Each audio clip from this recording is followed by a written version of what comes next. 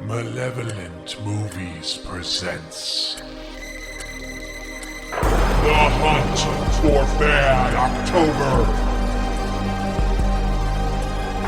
Sean has selected 2000's The Convent. All right, hey everybody, welcome to Malevolent Movies, the podcast. We are very deep, we are balls deep, we are buckley deep in our second annual Hunt for Bad October, and Sean is with us tonight. We are viewing Sean's pick. What were your keywords, Sean? My keywords were possession and cult.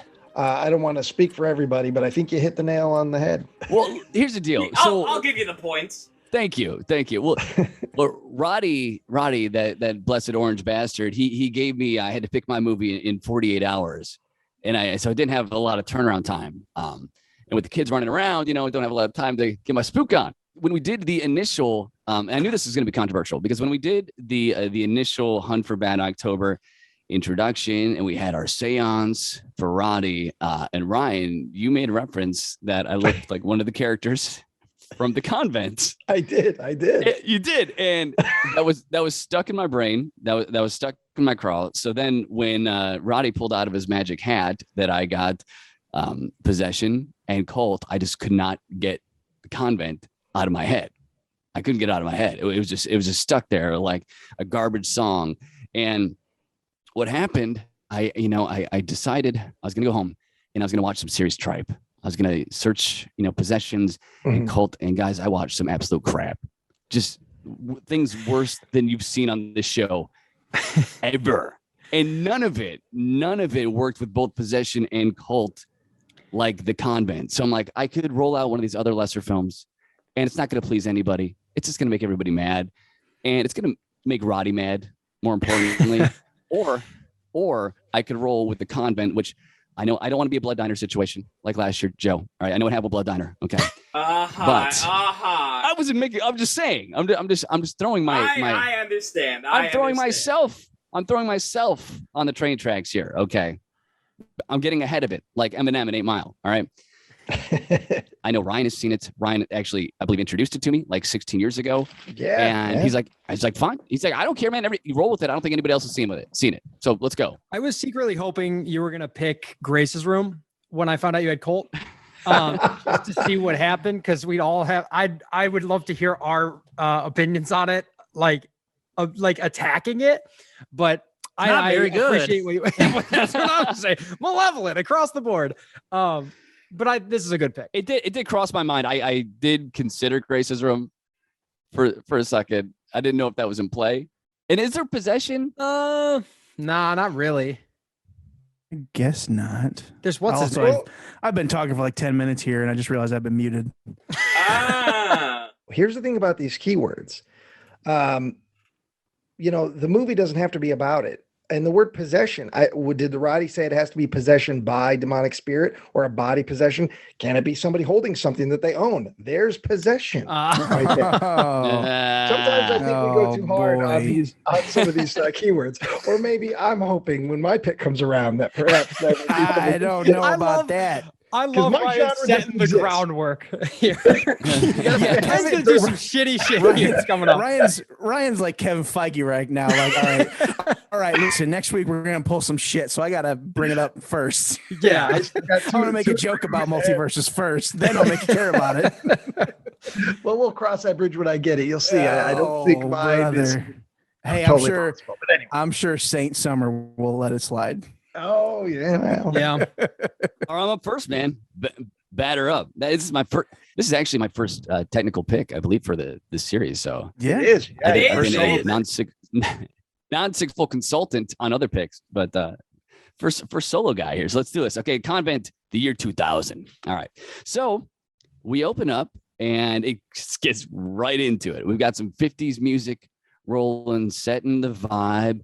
You don't know me. Love that or something like that. It's one of those songs. Boom.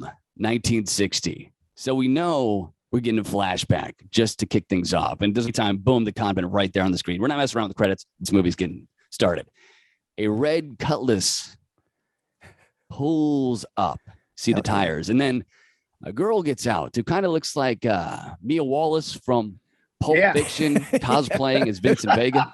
Yeah. And she's I get it. you know what I'm saying, right? Yeah. she's got the white collared shirt, the black tie, she's got the black sunglasses. Yeah. And she's got this nice leather jacket on, and she's smoking a cigarette looking badass. Now, remember, this is 1960. Okay, when this is taking place. And then we see St. Francis Boarding School. Now, St. Francis Boarding School kind of looks like the Alamo, right? It's kind of a little rundown, stony building. And we get a shot from the back, and you see that this mystery badass girl, she's got the whole Catholic schoolgirl vibe going on. She's got the plaid skirt. She's got the knee-high white socks. But something's different about this girl, because in her left hand, she's carrying a black bag that looks like it's got a little girth, a little weight to it. In her right hand is a red gas can. So you know she's up to something. And then we go inside the convent, inside St. Francis Boarding School, where you see a priest blessing the Eucharist and administering the Eucharist, the body of Christ, the little wafers to all the nuns there of what we believe now to be the convent. And one of the nuns has like that big, I don't know what's called, a flying buttress. You know what I'm talking about? The big giant giant thing. Nut headdress. Yeah. I didn't even know there was a buttress in church. I should go back there. I'm just gonna call her the Mega Nun from now on, because I don't know what that thing's called. There's only one of her. Nun, Sister Supreme. She's the alpha. Yeah. That's what I've gathered. I don't know. So the priest is in there. He's administering the blessed body of Christ. And inside, the mystery girl walks in, takes a full swig of Jack Daniels, sunglasses still on, tosses the JD behind her, sets the red gas can down, and then pulls out of the black bag none other than a Louisville Slugger, a wooden baseball bat. And then with no warning, just all Casey Jones on all the nuns. Just homer after homer, hit after hit, kicking, slapping with the bat. It's just, there's no warning. She just goes right into it. And if that's not enough, then she starts dousing the church with gasoline, drops the lit cigarette that she's been nursing this entire intro. Then boom, you got yourself a nun barbecue, fellas. And if that's not enough, after beating these nuns for no reason that we know of with a baseball bat, and then lighting them on fire, then she pulls out a pump shotgun from the black bag and starts blowing away the nuns while they're on fire. Ultimate insult to industry. And then, just so she hits all her points, makes sure she shoots the priest, then she shoots some more nuns. And then we have a slow shot backing up outside the sign of the St. Francis Boarding School with shots booming and flashing in the windows of the church. And then, 40 years later, the year 2000. I tell you, man, at this point, I don't know, the first time you watch the movie, it could be complete shit from the rest of the movie, but it's going to get points. It's got to get points from that opening scene. That is one of the most insane, fun, stylish from any indie film I've ever seen, with the music. And to this day, whenever I hear "You Don't Own Me," because it's been in a lot of other movies and and that was the first time I think I've actually heard that song, was when I watched this. And I think of the convent every single time, and I probably will until I'm dead. And I think part of what bums me out about the next 20 minutes or so is how great that opening scene is, followed by just so it just hits the brakes, and I get kind of bored for about 20 minutes, and then it goes whole hog after that. And I think that's part of it, is they really build it up, and I'm like, fuck yeah, this is brilliant. This is great. And then it's like, oh, okay, this is kind of boring right now. Yeah. It goes through spurts like that, but it's all good in the end. Yeah. You're boring. You're 100% though. Even the boring stuff though, it's good. It's, I know that it took me too long because I spent a lot of time trying to figure out, is this like a serious, legitimate, thing, or is this like kind of a parody, or is this more? It's both. Yeah. And it rode that line perfectly, and otherwise, yes, I would have been miserable, but these characters were so fucking weird and super 2099. Yes. So good. There is serious kegger talk in this movie. Yeah. Oh, yeah, there was. Yeah, it's so good. Gager talk. 50 cakes. That's a good point because like tonally, and I think that's what makes this movie a success because it does, like Nick said, it rides that line, like because there's enough characters that play it straight on certain lines that you're like, oh, okay. Because if they were goofing it up and hamming it up the whole time, then you're like, oh, it'd be really tough to get through. Yeah. Honestly, at certain moments, it's the like the action, it's that stuff that's supposed to be the cool stuff, the interesting stuff. That was more boring to me than just like the filler in between, because I'm not going to get into spoilers yet, but like, you know, these demons, they're not that interesting. You've seen it a million times before, but it's everything else that's elevating it that makes it interesting. Oh, and talking about the song, Brian, you bringing up the "You Don't Know Me." I forgot to mention that plays through that entire opening scene. So while she's beating the nuns with a baseball bat, while she's blasting them away, while the church is on fire, that song is just playing while all the slow motion violence is happening. Yeah, that's what, and that's part of it. It's that, it's the filmmaking because it's editing in the slow motion. There's a couple of those Robert Rodriguez style shots where the character doesn't move a lot, but he still dissolves, even though they only move like a couple of inches. It's like boom, boom, boom, and that kind of stylistic thing. And then even right down to like when Sean said how she takes a swig off the bottle of Jack, she doesn't take the cigarette out of her mouth when she does that. The cigarette's on one side of her mouth. She still throws back, belts back the Jack, and then throws it over, and that goes in slow motion. It's filmmaking with a capital F and an exclamation point. It's great. It's a great time. So, after all that, we have 40 years later, this year 2000, and this is where, things take a little step back. We pull the e-brake a little bit after all that action. You see a girl walking out of a dormitory, sorority. You don't really know yet. She's kind of just nondescript, brunette, blue shirt, jeans, and she's carrying a brown grocery bag for whatever reason. Okay, it's at night, and then she turns to see a killer chicken wielding a knife in the reflection of the home. You're like, all right, it's just gonna. What we got nuns now, we got killer chickens, and then all of a sudden, psychotrope, and it's just the old chicken mask trick. Works every time, and it's the girl's old goth friend Mo, who is kind of like a dollar store Fruza Bulk from the Craft. Yes, I kind of like her better. Absolutely, I like her better. Yeah, though. I would take her. Yeah, I'll take this movie over the Craft in general any old day of the week. Yeah.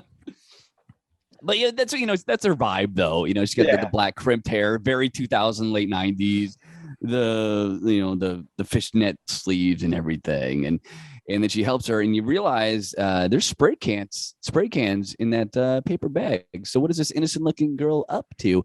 Well, her friends pull up in a Jeep, whole gaggle of friends, and the Jeep is full of character tropes. You got a girl wearing an actual cheerleading outfit. She probably just got off of practice. I mean, they practice late into the night. They do make reference to that because she gets in the car. She's like, "Oh, how was practice?" And like, "Oh, it was terrible. We did the same routine over and over again." But nobody wears their cheerleading outfit if they're not at a game. All right, they don't even wear it to practice. Whatever. So there's another guy in there, the Letterman jacket. There's a dog in the Jeep. Hell yeah, Boozer, best character right there. Yeah, Boozer I need a shirt of Boozer and Boobus from Uninvited, our two animal mascots. I want a buddy comedy. I want an action buddy horror comedy, a Pineapple Express-esque comedy with just the Boozer and Boobus from Uninvited, just going on fucking adventures, no dialogue because they're animals, but still, just getting into trouble, wackiness. Yeah. And then besides Boozer, we also meet Freehold, or I don't know how I say his name specifically. It's said multiple ways throughout the course of the movie, but he is a total player. He is like, how do you describe the free man? I guess you would say he's kind of like a way douchier version of Vince Vaughn's character in Swingers, kind of along with Yeah. who was the guy from Can't Hardly Wait? The little guy, Seth Green. His character. Oh, yeah. Haven't thought of that in a while. Well, he's like a dealer. He's got that sweet, sticky weed. Oh yeah. Yeah, he's And this- mushrooms. Yeah, Joey- did you like him, Joe? Oh yeah, I love him. Yeah, he's my idol. I want to be Would- just like him. Would he have been? Would you have bought drugs from that man? Oh yeah, but I'll buy drugs from anybody. I'm not too picky. Joe, he's gonna get you drugs. He's gonna get you laid. He's gonna get you into Oh, the yeah. fraternity. Free has the hookup. Any kind of Absolutely. hookup Yeah. you could possibly want. Is there he's a got it. joke in there with his, because his name means beans in Yeah, it Spanish, does. and I don't know if like there's a reason for that I missed, or if they just thought it was funny sounding. Maybe like they don't mention it being a nickname, right? They just that's exclusively just- call him that. And before we start recording, I kind of described Freeholy as just a walking embodiment of a certain kind of guy that was everywhere in 1999. You went to Woodstock 99, you would have seen a zillion Freeholies. I promise you that. He's got the thick earrings, the little short gelled up hair. Yep. You He could was easily at see Best him- Buy on the spring of the 1999, and he got Limp Bizkit Significant Other on first day, and he even got the memorable keychain, the collector's keychain. That's the kind of guy Freeholy Are you is. talking about yourself, Ryan?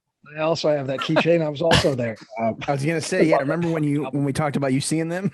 I did, and I will always stand. Quick digression. I will always stand by. I don't Because necessarily it's- stand by the music, but I Yeah. will stand by the show. The show was a big rock show with big special effects, and there was a big toilet they crawled out of and all that. And then System of a Down opened, and that was a good time. I was It gonna say it the a System hell of a rock Down show. part sounds great. Yeah, the whole thing though, it was a good rock show. That's all. right. Hey, that's Hey, fine. Listen, you I got a good wouldn't time. I wouldn't see them now. Sure. Even if they're probably down the street. But Your driveway. Come on, you wouldn't drop 20 to see Limp Bizkit down the street. I don't know. It depends on the venue. It depends on the God venue. damn it! Limp Biscuits in my driveway again. Again, get him. Durst. Oh, we lost Joe. I, Is it do, I, would went love, out? I would love to talk to Fred Durst, though. I would like to have a conversation with Fred Durst, not because of the Limp Bizkit stuff, because I want to talk to him about the fucking Fanatic. I want to talk all about the Oh my Fanatic. god. Yeah. Guys, I We're in kind a of like the fucking Fanatic. Travolta movie. I still haven't I don't seen know it. how I feel about it. That's the thing. I is, like don't know it. how I feel about it. Like that's why I want to talk to Fred about it. I really Yeah. enjoyed it. It wasn't good, but I enjoyed it. Yeah, I don't feel bad about it. it's worth watching. I'll say that. It's worth watching. Oh Anyway. boy. Freeholy. Yes. Remember Freeholy? Frioli, yeah. So he is a player, and the rumor is that Mo, the goth chick, she is a lesbo, and Freehold was like, "Hey man, lesbo or not, give me 5 minutes. I got this. All I need is 5 minutes, player." And then that becomes a theme. He just call Mr. 5. Yep. So we find out, rumor she's a lesbian, but the reason why she's there is she had somehow figured out that Clarissa was going with her friends to the convent. And the reason why she had that paper bag with all the spray paint, they're going to spray paint their sorority and fraternity letters on the convent to try and be the first ones to do it. Modus needs a ride there because she wants to see if it's haunted. That's really her only motivation for going. To see if it's haunted. And she's just conveniently there too. It's Yeah. we really don't spare any time in this movie waiting for the setup. It's hey, we're going to this thing. Oh, I'm going there too. Can I go with? And that's it. Yep. Yeah, it gets right down to it. It's lean and mean.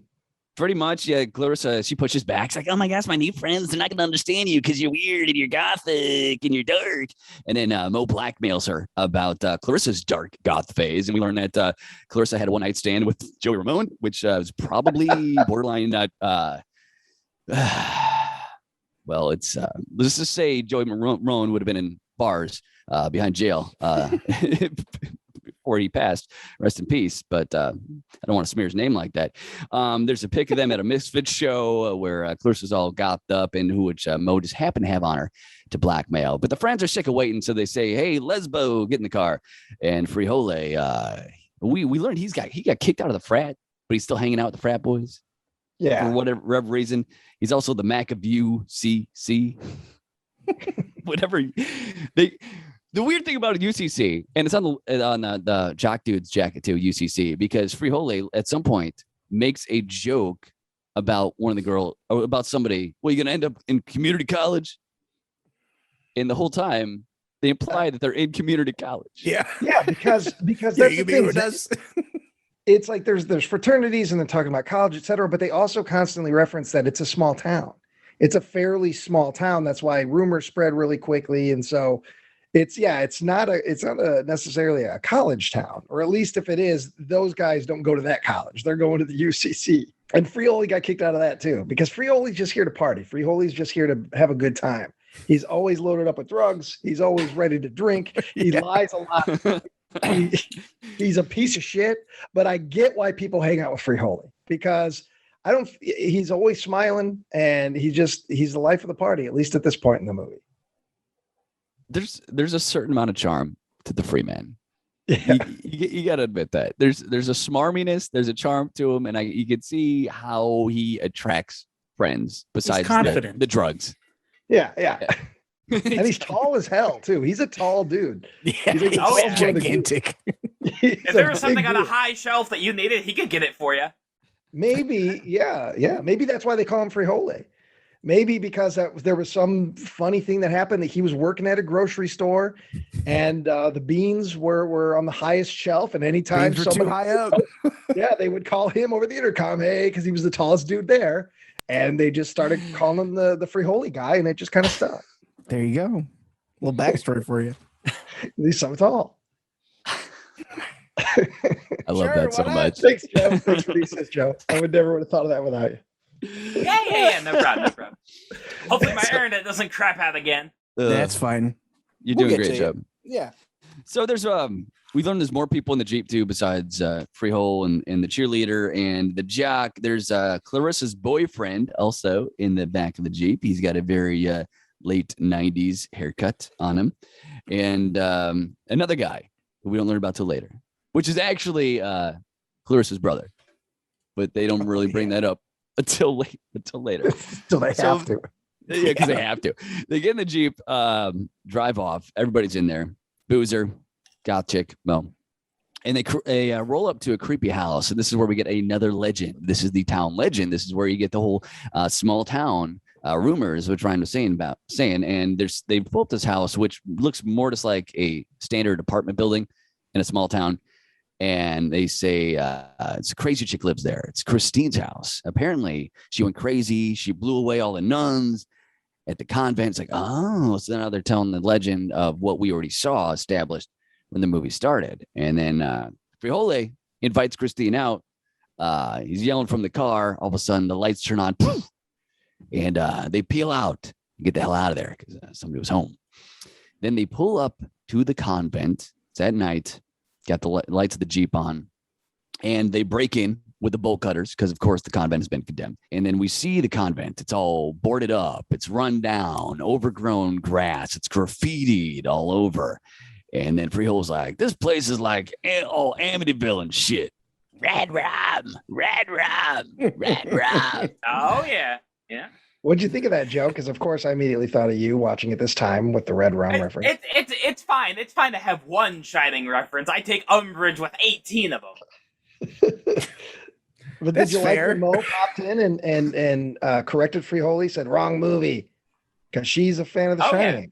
Or at least knows it. And I would definitely get along with her. All right, well, good. You'd be the one making that dumb reference. Yeah. No. You'd show up, Red Rum. Well, no, Joe would have heard the guy say Amityville. Joe's mind would think Amity, Jaws, and he make a Jaws reference, which would have made no sense. And everyone would have been like, what? Well, I mean, would have loudly exhaled in disappointment and confusion. Yeah, but I would have won him over whenever I explained the joke, because everybody knows once you explain it, it's so much funnier. Yeah, that's when it's funny. Hey, Joe, I've got a joke for you. Okay. What kind of pussy does a priest get?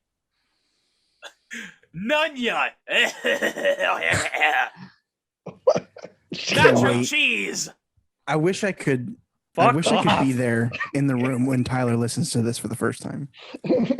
Oh yeah, he's got to be pissed. But you know what? I mean, he's got like a beard like a homeless man. So It's okay. It's gonna be okay. Homeless man. Yeah. Also, What's no, my he beard like that, doesn't. Joe? Also, before we Yeah, even he's got a get to Sean's mustache. beautiful beard, no, he doesn't anymore. Well, he And shaved. he Yes, hasn't he shaved it. for months. He's got a healthy Ted Lasso look going now. You saw him 2 If weeks ago, anything. Joe. I You don't remember. You people. saw his face on screen 2 days ago. Like what Nick just said. I don't know why I was chiming in. I'm sorry, Nick. Even when it's people Joe I agree with knows, Nick. even when it's people that Joe knows, he's got the set thing in his brain. It doesn't update. So Oh, I'm it's surprised. not- I'm surprised Joe knows my Tyler's name. an actor. Fuck off. Shut the fuck Joe, up, Joe. I was just we gonna need to say, clear he your- doesn't know directors, but who's director? No, but he He's was the acting. He clearest was also an is- actor. And He's an actor though. and I don't know Also- actors. It's terrifying. Oh, why do you man. say homeless man? Right. Why like that? Can we please don't ever say homeless man again? Well, because- no, I think that's a polite term to refer to them that. Like it's like vagrant or like dumpster people or something It's like that. not. That would be It rude. was- I wouldn't say Fuck that. off. It wasn't the What term happens next, homeless Sean? man. it sounds like you said it. Sounds like a bad like Pittsburgh minor league soccer team. The Pittsburgh homeless man. Yeah. The homeless men and the starting lineup of your homeless men. It's Joe Buckley pitching. Yeah, pitching. I think I- Uh, No, but I get a bunch Or of grease all catching. over my hands. Yeah, Joe's catching. You're gonna go pitch a 10 on the mound. Okay. All right. So all the crew is out in front of Convent. They've broken in with the bolt cutters and Freehold's trying to get his Mac Daddy on with Miss Gothmo, and it's not going very well. Just give me 5 minutes. At this point in the movie, we learn that Clarissa's brother is the other random kid in the back of the Jeep, and he is pledging to get into the frat, and she doesn't think this because she's like, these guys are jerks, they're douches, why would you want to do this, while she is hanging out with them and literally dating one of them. Yeah. So Clarissa's boyfriend, dressed up in now the killer chicken mask, goes behind her brother and gives him a wedgie that goes all the way up his ass. What's up? I appreciated the wedges. I hate nerds. Yeah, fuck him. I'll give them wedgies and because shit. he's a pledge, and he's getting bullied. He has to compliment the wedgie and say that was the best wedgie he's ever gotten. A fantastic wedgie. Nice job, boys. So they walk up to the convent and it is all boarded up. How the hell are they going to get in? Well, I'll tell you. Brant's Nice ordered the segue. Thank you. Very good. I didn't even catch up. Yes, well done. Okay. I thought Joe was I interrupting finally, you. Well done.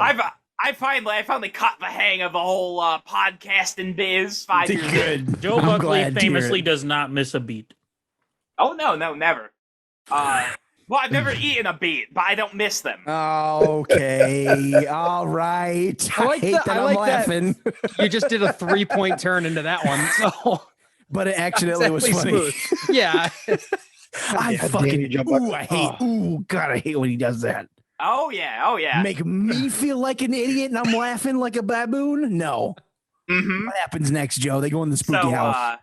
So Brant's ordered to break down the chapel's door, but with his weak, scrawny nerd arms, there's no way he possibly could. Biff helps him out by slamming his body into the wood, and Mo is able to use the opening his ass made to crawl in. Oh yeah. I forgot somebody's butt gets stuck. Yeah, his ass Yeah, gets yeah. stuck in the little hole. And he starts yelling. That's our "My ass, second- my ass!" That's our second stuck butt. Because we had a big ass Ooh. stuck in cheerleader camp. This Let's one not wasn't as forget. big. This one wasn't No. as big and it wasn't as egregious. No. I do also real fast love that what's the sister's name? I forget her name. Clarissa? Clarissa. Clarissa? Yeah. Clarissa. She sees her brother getting like super bullied and she's like, hey, cut it out. And they're like, we're only gonna do it one more time. And she's like, yeah. okay. Like she completely drops any care in the world about her brother. She's like, it's fine. One more time, who cares? All right. Well, she didn't even say hi to him when she got in the Jeep, so obviously she doesn't give a shit. Sub shithead.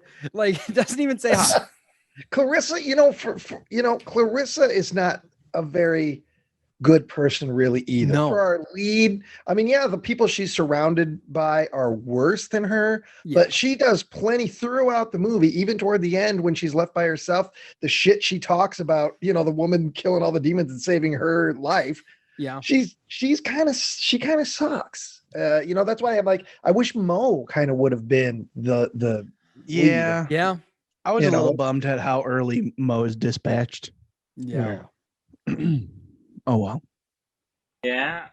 Well, There he Oh, is, not so, missing a beat. No. yeah. Yeah, no, But that's looking true. That close. did happen.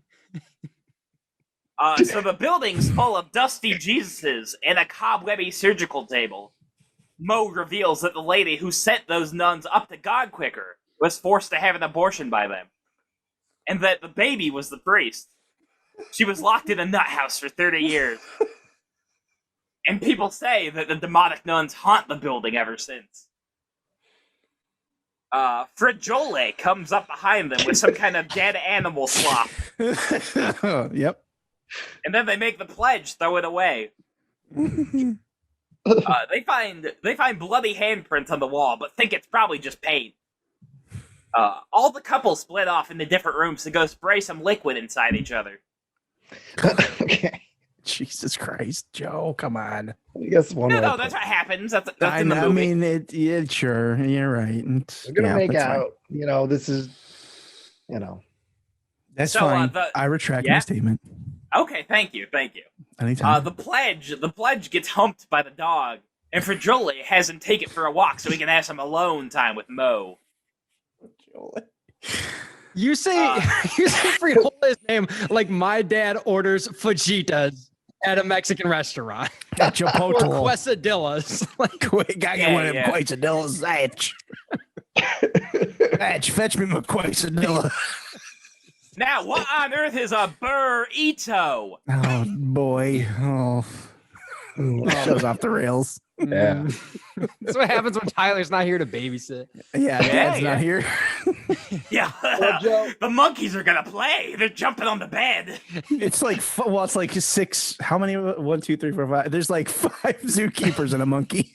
Yeah, And exactly. the zookeepers are all kind of tired and kind of don't Yeah. care about the Yeah, monkey. we all worked Uh-huh. all day. His own shit. It's fine. He wants to beat Yeah. the other one in the head with a stick. It's fine. This monkey somehow got into a chicken cage and he's just fucking one of them, and they're just Okay. watching. All right. Well, what happens anyway. in the movie next? All Yeah, right, so- so You do realize you just said that you're fucking a chicken. Like in the analogy, you went, I want to make a joke where I fuck a chicken. You realize yeah, that that's because what to a monkey, a chicken is like a cute little fleshlight or Why something like would that. it be It's because another Joe monkey? It's because Joe is fucking a chicken and he's just trying to gauge our reaction to see if it's cool with us. Yeah. Exactly. We're not I'm cool with sorry. it, Joe. Oh, sorry. I really wanted to take Malevolent movies into like a zoophilia podcast direction, but I'll leave it alone. That's okay. You know. Yeah. All right. So What So- happens next? Frioli, Ryan? Frioli, just as a character, this is more of his character. He goes from teasing Mo and calling her a lesbian and saying all this kind of stuff about her, but he legit is trying to hook up with her. It wasn't just bravado in the Jeep, like it's because he's like, oh, I'll hook up with her in 5 minutes. I think he kind of actually does like her in this moment because he does right away try to get rid of Brandt and.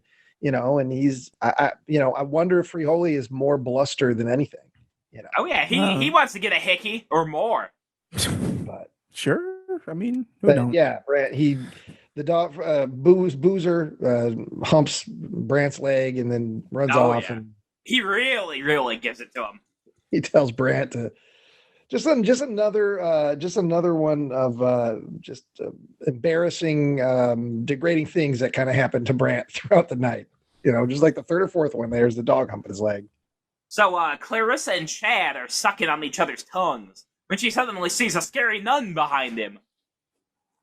He says that she's just all fucked up from that sticky sativa. Mo and Frioli are getting high as well, and he keeps trying to come on to her. She tells him that she's a virgin, so he won't be getting any, but he keeps trying to get her to have sex. Suddenly, they see police lights outside, and she reveals that she's already on probation and can't get caught. He agrees not to mention her for sex later, and demands her panties to make sure she shows back up an hour later. He says it's either the panties or community college, and when she hands them over, he wears them over his face like a burglar. Like a burger alert.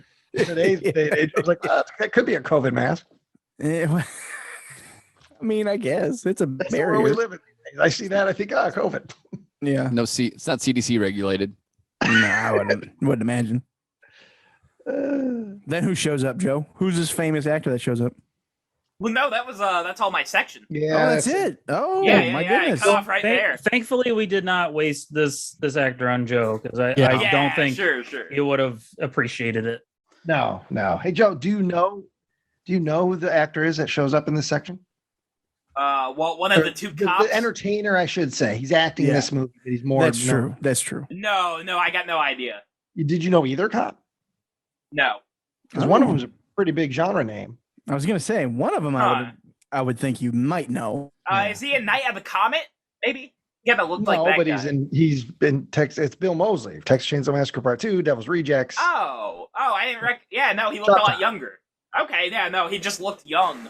I don't know. Yeah, this is a while back. It's pre-Rob Zombie, Bill Moseley. Yeah. Yeah, it was. It was right before. Yeah, it was like right before he got to House of a Thousand Corpses. Because I remember when the movie came out, it was exciting to see Bill Moseley because he, was still on the fringes, popping up here and there and stuff. And it was like, oh yeah. And then Rob Zombie comes along and he's like in 13 movies a year now. But when this came out, it was really cool to see Bill Moseley do this cameo. Oh, I was gonna say there's actually an unreleased Bill Moseley Texas Chainsaw Massacre sequel that just is lost now, but it's him playing Chop Top, All American Massacre. Oh, really? I don't know about that. Yeah. I was just it's completed in film, but they just never released it. Okay, That's cool. interesting. I didn't know that. All right, here we go. So everyone except Mo goes outside to meet with the two police officers. We've got Officer Starkey and Officer Ray. Starkey is played by Coolio. Coolio showing up in this movie. Blowing right on that fantastic. I like Okay. Coolio. Love Coolio. The first 20 minutes, if that wasn't doing it for me, this definitely put me over the edge. Yeah. And this is the turn of to me, it's because he's so over the top, but then once the kids are gone, he kind of cuts the shit. And it's like, okay, so this is so tongue in cheek that even the characters are a parody of themselves. Cause he goes from being a parody of a black person in early 2000s to just being like, oh, they'll believe anything I say. It's they're aware of how they're perceived in this movie. Everybody. It's great. It's does fun. it for me. Yeah. It's fantastic. So we gotta get a lot of good shots of the dog in this scene too. Yeah, there's a which I lot appreciated. a lot of cutting back and forth between Boozer just watching things, thinking, I don't know what he's thinking, but he's engaged in the conversation. But he looks like a Muppet. yeah. Well, I think it's just one shot of him looking, then they reverse it. It's so good. He's It got the works same for me. face Joe usually has when we talk about previous episodes of the podcast and how we've all listened to them. Joe has the same exact face as Boozer in this. Mm-hmm. Hey, Honestly, anybody got Boozer- dog treats? Anybody Boozer's got got dog better treats? eyesight. That's what I'm thinking. Fair. Anyway, so it's Coolio and Bill Moseley are playing the cops. And they kind of do a good cop, bad cop kind of thing. So Coolio's just yelling in their faces, yelling at all of them. And while Bill Moseley is more even keel, but he's very stern. He talks about how it's the same thing every year. College kids think they'll be the first ones to finally get inside. And there's a specific spot, and I maybe I missed it. I don't know if it's a bell or whatever, but there's a specific spot that they're trying to get to in the convent that they're going to spray their letters on. And every year people try that and no one's been successful. And Bill Moseley explains that every fucking year college kids try this and every year we stop them. And you guys are not going to, I did write it down, the bell tower. Okay. To desecrate the bell tower. But every year they stop them. Then he asks, are you sure there's no one else in the building? And Frijole the whole time, he's shaking, he's just can't help it. And he blurts out that there is another girl that was in the building, but she bailed and went home because her dorm has a curfew. Bill Moseley then tells them they're lucky. He's going to let them go. But if he sees them again, their fucking asses are going to jail. It's at that moment that Coolio sees the joint behind Friholi's ear, and he starts getting pissed, and he takes the joint, and he starts, bemoaning to Bill Moseley how he hates to see the youth destroy their lives with this marijuana substance. And Bill Moseley's like, I know, and it's this whole thing, and the cops eventually say, all right, get the fuck out of here, get out of here, and the kids all leave, and then the cops laugh at the stupid kids and the whole ruse and the whole good cop, bad cop thing that they did, and they start smoking Friholi's joint. They don't even leave. They're like, we'll get high right here. But the thing is, Mo, she's still inside the convent. She's been watching the whole time. And she's watching them, she's like, come on, get out of here.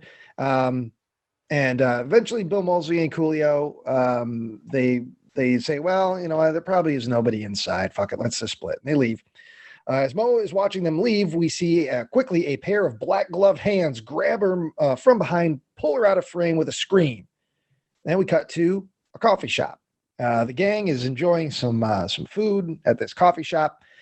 Clarissa asks Friholi if he really saw Mo leave. And she says, oh, I saw her all right. I saw a whole lot of her. And of course, he pulls out the panties. Everybody except Clarissa thinks it's pretty funny. They all get a kick out of it. She, of course, is pissed off. She calls him a pig and asks him to tell me the truth. So he says, look, Mo stayed behind in the house so she wouldn't have to deal with the cops. So Friholi does kind of tell the truth. He doesn't, he's still playing up this idea that he had sex with Mo and everything. But he does say, yeah, Mo stayed behind because she didn't want to get busted by the cops. So Clarissa pleads with everybody to go back to the house to get Mo. She could be in danger. Nobody, not even her boyfriend, who's a piece of shit. I don't remember. There was another movie we reviewed recently where the boyfriend, it was just such an awful character. Well, this guy, Chad, he's right up there. It's hard to believe they're even dating because he's just like, fuck your stupid friend. I'm not going back to that fucking place. I mean, he's just, not on his girlfriend's side whatsoever about going back to the convent. So Clarissa gets pissed and she storms out, and Caitlin goes after her. Now, I don't know if there were some renovations going on at this diner, but apparently the bathrooms aren't working because Clarissa and Caitlin go out in the back, I guess, go to a couple of porta potties. They have a conversation between the porta potties. Was that in the script, or the bathrooms legit like fucked up? They couldn't go. I was wondering if this feels like they were originally told they could film in a location, but then they were like, can we film in the bathroom? And they're like, no, you can't use our bathroom. Or maybe they thought there'd be 2 stalls in the bathroom and there was only one. And then they were leaving, and that's what they found was 2 porta potties. And I have another theory. All right, what you got? They needed to shoot that dialogue scene, but they couldn't for some reason. Okay. But they had 2 porta potties. And so they could just, all right, yeah, go in there. And then, okay, ADR. Now that we're back in the studio, read these lines. They're like low on time, maybe, for one of the actresses. Something like that, yeah. Or like, or like a light blue or something. We do see them go in, but if they were in a hurry, maybe, Yeah. Yeah. It's very But I mean, that could have, all right, set the camera up. All right. Yeah, go inside. I mean, why set up 2 shots over the shoulder when you could set up porta potty shots and just get it both, It could have been. We may never know. It really could have been. Yeah. I don't know. Maybe Tyler will dig up the commentary. We've done much worse. Yeah. But I don't even think there's like a legit DVD out anymore. Oh, really? That's a shame. Yeah, it's weird. Start the petition. It'll be our first petition. 4K Convent release, please. 18 signatures. Oh, yeah. That's all signed twice. Yeah, that's all. Us and all of our significant others sign it, and that's there you go. Parents, that probably as far as we'll get. All right, yeah, Clarissa. Okay, so Caitlin goes after her. They have this dialogue in the porta potties. And eventually, Caitlin agrees. Okay, we'll go back. We'll go, and you owe me one, but we'll go back and check on your friend. Back at the table, Friholi is continuing lying about having sex with Mo, saying that he wouldn't really, honestly, guys, I wouldn't mind another round with her, being real dead serious. Biff suggests that they should all forget it and just go to the 50 kegger at the frat house. Hell yeah. And Brandt is on board with that because he goes, yeah, beer. So many That's- kegs. So many kegs. 50 fucking kegs. That's a big party. That's a big. That's who do they expect? 50 kegger at the frat house in this small town. But Frioli is really selling the idea of going back to the convent. He really wants to get back there. Chad, Clarissa's boyfriend, He feels bad. He's worried about. I think he's worried about her. Yeah. I I do. There's some empathy there. A little Yeah. bit. Yeah, I think so. I think, after meeting with the cops and everything, and he's been holding her panties for an hour, he's starting to feel closer to her, I guess. And he feels guilt. But he also claims, as we'll see here, and I'm not even sure if this is true or not, because the movie doesn't get far enough before the monsters show up and all that's lost. But anyway, Chad says, I'm not going back there. There's nothing worth going back there for. And then Frioli, this is what I'm saying. Frioli says, well, it's too bad because I left my entire stash there. And we get a hard cut. Boom. We're in the convent and everyone's got flashlights. So, and again, maybe Frioli was full of shit. Maybe he thought, okay, that's the last. I don't know if he was telling the truth or not. Well, and it's so weird because it's like Frioli shows that he kind of like seemingly cares. He feels maybe guilty she left, maybe, or he just wants to get laid, whatever. But then you brought up how shitty Clarissa's boyfriend is. And this piece of shit's like, who cares if she's there? And they're like, but the weed. He's like, we got to go literally now. Why are we here? We have to leave. And it's like he just sucks so much shit. And so it's just like, I don't know. It's weird how they made Frioli the logical of the two. Yeah, maybe. I would have been okay if Frioli and Mo were the leads in this movie and they end up being a couple. I mean, it's a mismatched couple, but that would have been entertaining to watch the two of them because their scenes together, they're both, throwing it to each other real hard with the zingers because Mo's pretty funny. Yeah. And it's an entertaining scene. So I would have loved to see the two of them be the leads in this movie. Yeah. But it's not to be, unfortunately. The gang is back at the convent. They're looking around with flashlights. Biff still won't let that kegger go. He really wants to go to that kegger. He keeps bringing it up. There's free beer. Who's going to leave free beer on the table? Well, and then Chad, awful Chad, says, let's find the stash and go. And Clarissa says, yeah, and find Mo. And, Chad, her boyfriend, is like, oh, yeah, I guess find Mo, too. I think this, I'm going to declare, I think this is the worst boyfriend we've had on the show. I think so. For a long time. What's his name in cheerleader camp was pretty bad. Yeah. Oh, yeah. But he had moments where he tried to rectify things and he apologized. Chad doesn't do it. He never even pretends to give a fuck about Mo. He doesn't care talking shit for Clarissa. His friends, he lets his friends laugh at Clarissa. He's awful. Like he's the worst boyfriend I think that we've seen on the show. I agree. Clarissa suggests they all split up. So, and of course, Frioli makes a Scooby-Doo joke. Clarissa and Chad go one way. Biff and Caitlin say, we're going to go check out the bedrooms. And I might add that this whole time Caitlin has been doing a cheerleading move. She's practicing. She's doing all kinds of cheerleading moves. She's a cheerleader. I didn't gather that. Yeah. Okay, that makes sense. Yeah. She's dedicated. Even walking around the convent looking for a stash, she's still going to go through the paces. She wants to be the best. So Biff and Caitlin say they're going to go to the bedrooms, leaving Brant with Frioli. Boozer then runs off like he always does. Frioli tells Brant, hey, go get him because I got to meet some homies about some herb. And then he sweetens the pot by saying they might bring some hotties and I can hook you up with one of them, Brant, if you go and find my dog. It seems fishy, but Brant buys it, takes Frioli's keys and runs after Boozer. Frioli then takes out a bag of shrooms and starts eating them. Frioli, again, party animal. Party animal. What can you say about Frioli? Cut back to Mo.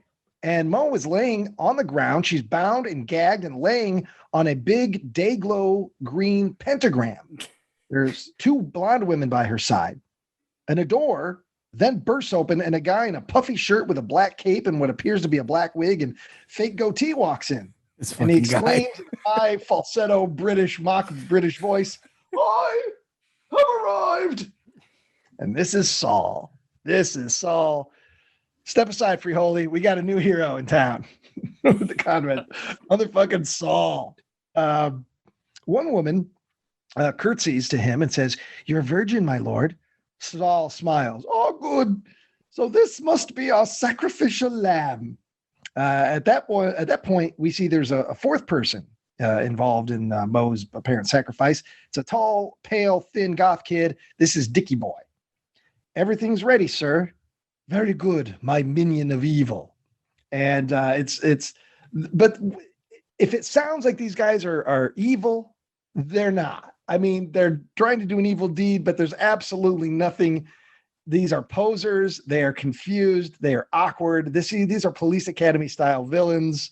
There's nothing scary about it, even though they're, going to attempt to sacrifice a human being. They begin the sacrifice. Saul says, girls on the left, boys on the right.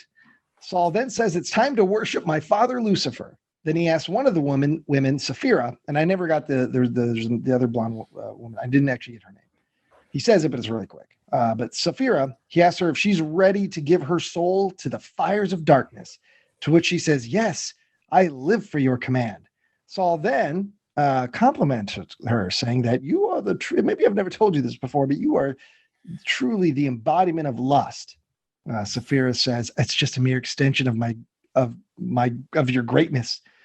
You will not be disappointed. And with that, she removes Moe's gag and kisses her. While this makes Moe, not only is she confused about what the fuck's going on, she's disgusted by this kiss. She sits up and she starts basically ridiculing all of them. Saul says, silence, or I'll remove your tongue with thine own hands for mocking the circle of busy. He's trying to say Beelzebub, but he can't. And then he just goes, the 13th coven. He's just making shit up. He's just completely making shit up. And Mo laughs at him. At this point, she recognizes Saul. Like, wait a minute. You're the dude that works at Dairy Cream. It's a quick dub. They obviously Dairy Queen. And she said Blizzard. But there's some on the if you watch it on Tubi with subtitles, it says Dairy Queen in the subtitles. Oh, really? Yeah. Yeah, because it's obviously on the day they said Dairy Queen and Blizzard, but then the dub it says Dairy Cream and like I don't know some wizard. Fake, I think it's like you gave me a chocolate lizard. Yeah, sure. I mean, hey, might as well be. But yeah, she basically says, "I saw you, and I remember that, and you served me at Dairy Queen." And Sapphira's like, "What? What is he talking about?" And Saul's like, "Oh, lies." Yeah. He's all nervous, because it's true. He's full of shit. And then he says, "Gag her up," and that's where I am. So she is gagged up, and now she's going to be the sacrifice. Basically, we're just resetting this scene. So they lay her back down. She got the gag. And Sapphira kind of protests a bit. She's like, well, she almost has like second thoughts. But what's his vampire's name? Saul, the skinny kid. Saul is his name. Saul, yeah. Saul is the leader with the beard. And is the leader. His skinny tall assistant is Dickie Boy. I just called him Dark Shadows because I couldn't catch his name the first time. But Saul reassures her, saying like it's her first, this is going to be your first step toward the dark side. But like, this is good. This is going to get you in good standing with the cult. And then he starts to go into the ritual. It says, grab the dagger of despair. And, I love the dagger. Plunge it into her virginal heart today. Just like completely doesn't know anything about this. It's great. So she does it. She raises up to the dagger. The dagger. Yeah, she raises this dagger above her head and recites I guess this is a spell, incantation, whatever you like. But it goes a little something like this. Son of evil, Lord of darkness, I invoke thee, master of the underworld. I imprison your virgin in darkness. We release her to the sea below seas. Release her against the 60 demons. Possess her eyes with the demons with the demon's eyes. Possess her hands with the demons of the hands. Possess her heart with the demons of the heart. We deliver to thee, Lord of flames, a human corpse, chaste of loins and pure of blood. Demons tear at her from every side. Rise, bitch, rise. And she brings it down, bam, stabs Mo. And then things get a little silly. Mo starts like convulsing, like shaking like crazy, like she's one of those monsters in Jacob's Ladder, and wood planks are like flying onto the walls and like covering the doors and the windows, like locking them in, I guess. And then she springs up, like sitting up in bed after a bad dream. And she's got like these neon blue veins all over her face, and she's got these big neon green eyes. She's got like big glowy, like neon teeth sticking out. She's fully demoned up, and she looks awesome. Oh yeah. Then she like bites a chunk out of the unnamed lady. I think she took her tongue out. Her tongue, yeah, okay. Yeah. I thought so. I didn't catch it, and I didn't go back because I was writing too fast. It's a Joe move, but it happens. So yeah, she like bites her tongue out, and the other one, Saphira, gets away and like runs into the hall. Now she's in like a dark, spooky hallway with a bunch of lockers in it. And Saphira is like being chased around by Mo, and she's trying to figure out like where Mo is because she can't see her. She's hearing noises like kind of all around her. And she like finds it. She sees a door and she starts like running for the door, and all these lockers start like falling over, like trying to squish her, basically, I guess, cut her off. She eventually reaches a dead end, like a shower, like it looks like a gym, like an old timey, like at a pool or something. Yeah. Well, I know everybody knows that like every Covenant has like a non-football team. Everybody needs one of those. So. Well, No the kidding. nuns, School too, Joe. Yeah. They have students there. They're taking runaways. What's the team's name? We think. What's a funny name for the team? What was the name of the Catholic church? school team? Because they say it. Oh, it's like Sister. I don't know, Sister Mary. Sister Hazel. Sister Hazel. The Sister Twisters.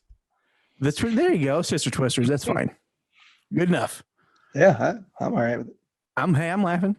So she reaches this like football team's shower, and she like puts her back against the wall and is looking down the hallway, anticipating that she's gonna see Mo coming.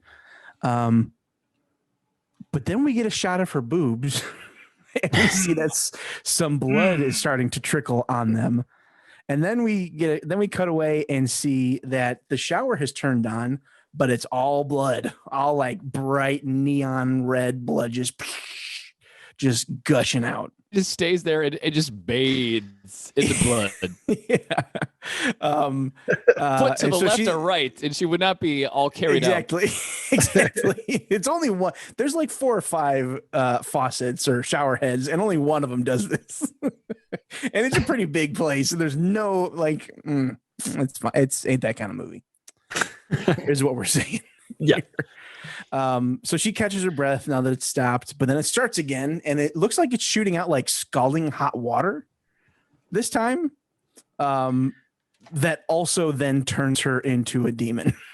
I don't know if I'm missing something here. Well, it's the unholy water. That's what's doing it. That's it.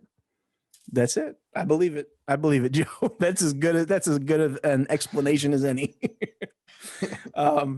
Now we cut back to I have them down as the teens. What are they? Chris and Chad? Is that right? The two that are dating?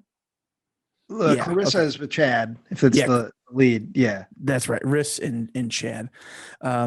So we're back to them, and they hear a scream, but kind of just Chad dismisses it. He's like, "Oh, don't worry about it. Well, we gotta. I don't know." More of Chad being a piece of shit. Sucky Chad. Then they're in like this weird like kind of a hallway. There's a hallway set, or the end of a hallway set, that is used a couple of times in this movie.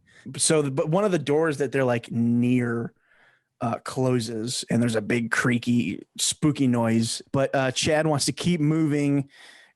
Risk keeps insisting they check it out. He says, "Oh, come on, it's fine. I'm not afraid."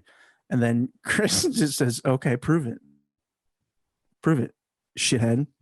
Get in there. Beat up. Bet. Kill this demon. Kill this demon for me. Yeah, bet. Kill this demon for me, asshole. You want to make out? I could be dead by a demon. Fuck you. Get the demon's door. Dead by the demon. That's right. So they head inside and they head inside and this is the set that appears a bunch. It's like the end of a hallway. It's like 3 doors. They dress it up a few times. But it looks like an old apartment building to me in this part, at least. They just kind of like walk in there and look around and find nothing. So Riz says, thanks. I just wanted to check it out. And then Chad says, great. Then can we get the fuck out of here? And then immediately, as soon as he's done speaking, somebody like crashes the door behind him and like grabs him from behind, and it's the demon. It's Mo. It's the demon lady. She starts eating his guts out, and Riz starts beating. Or no, this isn't Mo. I'm sorry. This is Saphira. It's Saphira. Yeah. Because this is a good bit. Yeah, this is good.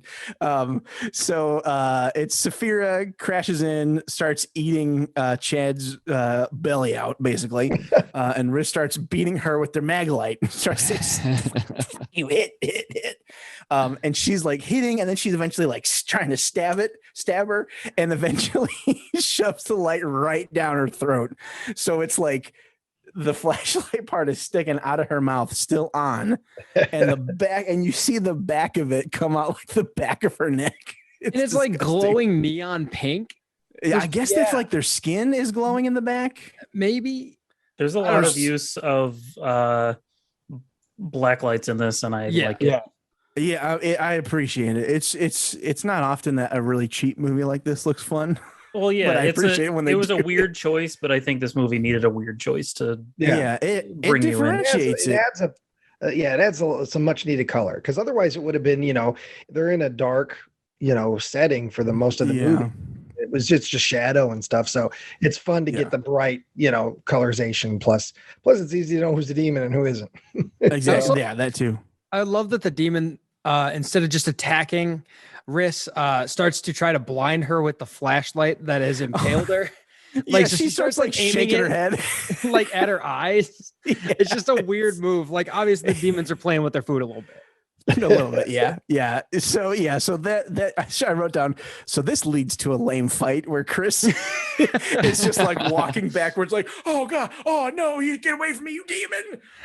And the demon Saphira is just like Zach said, just like moving her head around, shaking her head, trying to like shine the light in her eyes or something. I don't know. Eventually, Chris stumbles over a plank of wood and clocks Saphira over the head with it, buying them some time to escape.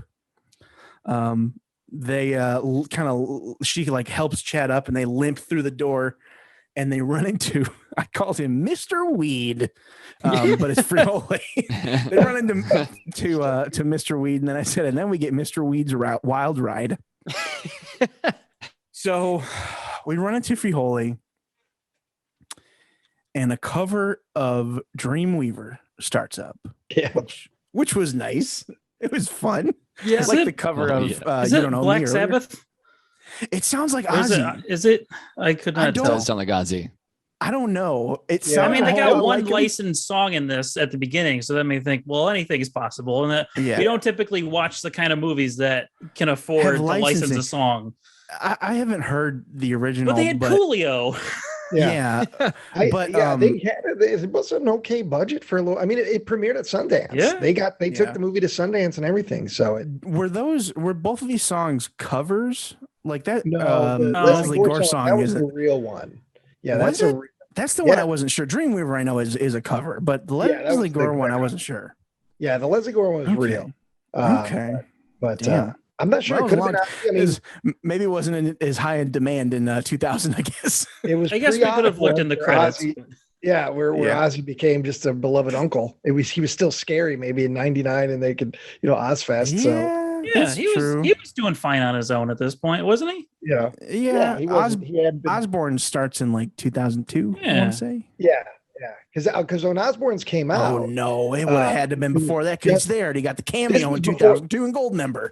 Hold on. Yeah, this was before the Hold on a minute. Yeah, but I remember when the Osbournes came out because Elijah Wood was friends Yes. with the Osbourne kids, and he was hanging out there at the Oh. house, and that was before Lord of the Rings blew up. No, You know, I'm so I right. remember thinking, 2002. What Yeah. the fuck? yeah, around there, yeah. When did they shoot? they were taping All right. it. When did they shoot Goldmember? New podcast. Sorry. I have to Oh, know. that was like 2000. No, I mean, that Ozzy's it- been doing it great. came Ozzy- out- wasn't it? No, Goldmember came out in 2002. It came out July Really? 22nd, 2002. Yeah. What the fuck? Osbourne's had been on for like 4 months, and they got a Oh yeah. Goldmember cameo. Are you Well, you know, serious? Well, Yes. it's gonna be good forever. We gotta put it in our movie. Were I all mean, the Osbournes listen. in that cameo, or just Ozzy? Yeah. No, it's the whole because it's all of them. It's all of them on the couch, watching because they're in the dick joke. Like they're in the pecker. That looks like that looks like a great big dick. That You know looks that like whole bit. that looks like a big fat, just giant cock in the air. It looks like a And they dick. It cut looks to- like a penis. Okay, Joe's never mind. All right, forget it. Fine, fuck it. Okay. No more Goldmember talk. Joe ruined a good It's not, thing. yeah, it does sound I'm like sorry. the cover I'm kind of just sounds kidding. like Ozzy. I'm teasing you, You Joe. know? It really does, though. Like I don't know. That is not important. So a cover of Dreamweaver, potentially by Ozzy Osbourne, starts up. I guess we could just And watch That's the our credits. puzzling plot. Yeah, we'll get there. And Mr. Weed is smoking a doob. He puffs his J and blows the smoke into the beam of his flashlight. He does some shadow puppets. One of the Jesuses says, "Yo, get me down from this motherfucker," That's one of my favorite things in this whole movie. which really worked for me. Because it sounds like Free Holy. So in his You know. weed and mushroom fantasy world Oh, that's and right. hallucinations, Jesus He's sounds tripping. going to sound like him and talk like him. He's Jesus. Fill his Yeah. brain. He sees one of the nuns playing the organ, but then they turn around slowly, and it's one of the demon nuns. Then he sees some CG flying panties, and they just kind of fly around his head, and they're supposed to be like mows, I'm sure. Yeah, I like that they flap like bird wings a little bit. Yeah, The panties when they're flying. it's a choice, and Yeah. it's one I'm Vibe. glad they made because it was funny. It got me. He keeps smoking, and then eventually runs into Demon Mo. She's like going nuts for him. She's like pouncing all over him, growling, snarling, and he's like kind of into it a little bit.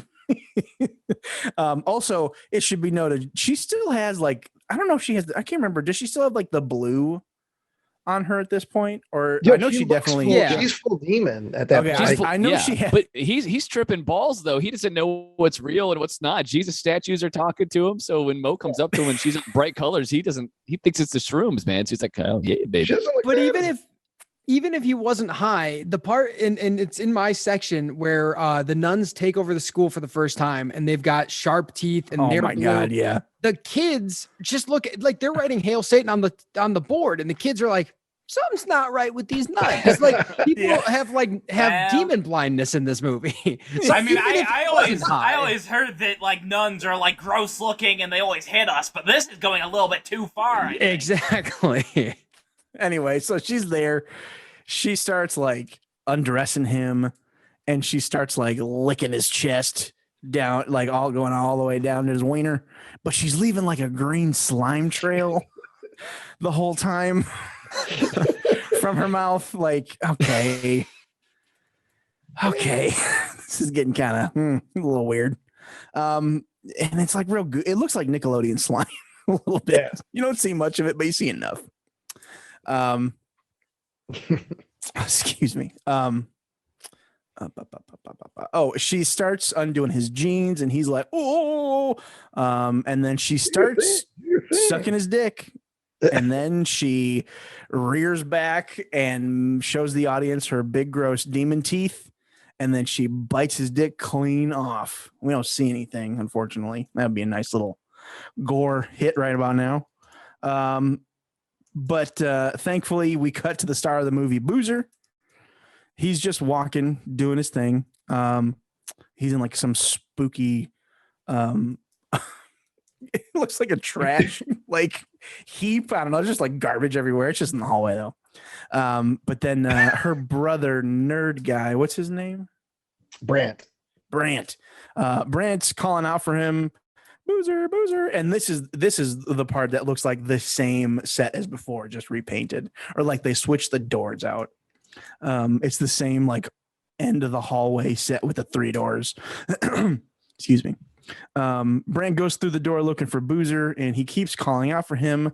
Oh, so he goes through the back door, and he's in like this storage room, and there's like a table, I want to say, and like maybe some shelving. There's like shit in there, but in the back of that room is another door, and he like sees it, and we cut back to him, and he's like very slowly walking towards it, and like the camera's trying to zoom towards this like creepy door. And that is the end of my section, is him looking at the spooky door. Yeah. And I believe that is me. Nicholas. So yeah, Brant, is that his name? Yeah. Brant's the nerd boy. Well, Brant is suddenly spooked by a vampire. I can't remember that guy's name. Saul. Yeah. So he's spooked by Saul, the vampire looking guy. And what's his servant's guy's Dicky name? Boy. Dicky Boy. Saul, Dicky Boy. They spook him. And everyone is just visibly distressed. Somehow they think that Brant is one of them. He says one of them, meaning one of the demons that he just summoned. So that's why they're freaked out. But it doesn't really fit the part. Anyway, so then Brant thinks that they are some of the Lambda guys. So it's that's right. Everyone. There's like a switcheroo guys going look on. like, right? Yeah, Yeah, because Brant doesn't know anything about the monsters at this point. I guess that's true. Yeah. And the goth guys don't know anything about demons, I guess. So they start searching him for a mark, I guess a birthmark or something. And they don't find anything. And this is when Brant assumes that he must be one of Frijole's bros. One of the guys that Frijole says was gonna come pick up some herb and bring him some chicks. Yeah. And he wants to, get a little action. Wink, wink, wink. And they go along with it. And he thinks he's gonna get laid. So then they blindfold him and they try to knock him out. And it just hurts him. And then it's just a goofy thing. And they try to do it again, and he's just pissed off. And they do it a third time with a bigger stick, and eventually it works. Yeah, that was fun. And Dicky Boy is confused. He's like, "Why are you doing this?" But I guess Saul wants to sacrifice another virgin to try to send the demons back, because sure, it's logical, and clearly he's a virgin. Meanwhile, we go over to Caitlin and Biff. And they're wandering, and immediately Caitlin is attacked by a ghoul and has her face peeled off, and then she starts doing some cheerleader shit, and suddenly she's a ghoulie too. So then Biff runs off, and now we see Clarissa and Chad, and they are trapped, and he's wondering if he's gonna die, as you do. Then Biff runs in at this point with the ghoulies kind of, I don't know, scuttling behind him. They do some weird little shuffle. So then they start to barricade themselves in another room. Biff is trying to open a window, but this is when Chad finally turns, and now he's a ghoulie. So now it's a whole thing. Biff gets killed. Because they've broken in. Clarissa exits through the window that was trying to be opened, exits into a graveyard. Meanwhile, we go back to Brant and the vampire and Dicky Boy, and they're about to do the sacrifice. Our vampire Saul says that Dicky totally has to do the sacrifice because I guess he's nervous about doing it, and he's kind of making up this thing that Satan told him that, oh yeah, Dickie, you got to do it, not me. So, and all the while, Brad is still going along with this. He thinks he's going to get his knob slop. And so then they, as part of the sacrifice, they start chanting, but they're chanting to the tune of Silver Bells, the Christmas song. Yeah, Saul's just making shit up because he doesn't have. They apparently weren't totally making up. Obviously, they created demons somehow, but the demons were already kind of living there. I don't know, but at this point, Saul doesn't have his National Geographic magazine, which is what he's been using to read from. And so he just starts making shit up using the word rise and silver bells. It's good. It's a good goof. Yeah. It's a weird goof, but yeah. That's the first melody he could come up with too. Like thinking about Saul, like he's like in his mind, I need a melody. I'm fucking silver bells. So Dickie he doesn't, I guess, feel comfortable doing the stabbing. And Brant just wants to know where's the hot chicks. And he takes off his blindfold just in time to see the two of them about to stab him, and he runs off. So elsewhere, Officer Coolio is exiting a restaurant with lots of food as Clarissa runs up screaming for help. And seeing this distressed, bloody woman, naturally, he pulls out his gun, proclaims, I cast you out, demon bitch, and starts firing at her. Yeah, totally normal. Yeah. So A plus Coolio, Officer Coolio. He knew what he was doing. Yeah. That's it for him in the movie. Yeah, that was his entire arc. He gets a song at the end, but we don't see him again. Normally in a movie like this, you'd set up these police characters and the characters would go to them and they'd get torn apart at some point. But no, he's just there to, I don't know, be Coolio. Yeah. So anyway, with nowhere to turn, Clarissa sees that she is in front of the house of Christine, and she starts pleading for help. And the door eventually starts to creak open. So back at the convent, the super ghoul shuffle, as I like to call it, continues. And can we point out quickly that the demon with her face peeled off, because not only does she have the face peel, but when she's on screen, it makes weird, goofy sounds. Like she's a goofy demon. Yeah. Are you talking about like the weird chipmunk sound? Like, yes. Yeah. And she They all also start- reason. They all start doing it. horns. She also has horns. They've all started to kind of transform a little bit. The one with peeled face has horns. Their teeth seem to be getting longer and more ghoulish. But anyway, and I can't remember what's the name of the goth chick. Mo finds a locker and it's filled with nun robes and other Catholic accoutrement, and they all start to put it on as some sort of I don't know, some bastardization of the church, and that's the end of my part. Okay. I believe that goes into mine. Oh yeah. So let me see here. Hold on one second. So we get to the interior of this home, and Clarissa enters saying hello, and she has this weird like little waver to her voice, which I wouldn't have noticed except for Tyler named the section hello, and then like the wavy like, hello, like hello, it's spooky in here, and like Don Knotts. Yes, exactly. Hello. And so Andy, oh, where are the demons? She thinks she hears fucking, and it's just two people working on the pipes. And so she enters the home, and she's walking, and she gets to a point where she hears, "Hey, not another step." And she meets Christine, sitting in the dark with a shotgun pointed at her. And she says, one more step, you're going to get I don't remember the exact line, but basically you're going to get a chest full of buckshot kind of situation. And And Christine is by far, I think, the coolest character in this whole movie. Oh yeah, She's badass. Adrienne Barbeau, man, John Carpenter, actress in her own right, but also John Carpenter's ex-wife, and Oh, yeah. she's great. oh yeah, She's great. So she turns on the light. We get to see her. She's wearing a leather jacket. She's got the shotgun. Who knows how long she's been sitting here waiting?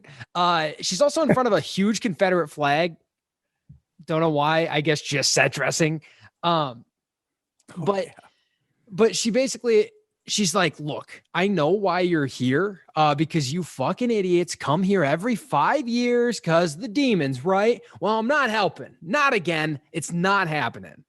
And so she also explains, she's like, look, and there's nothing I can do for you. Everybody in that house is dead. Everyone who's gone into that church is dead. And she's like, well, what about my brother? It can't be dead. And she's like, well, I mean, unless he's a virgin.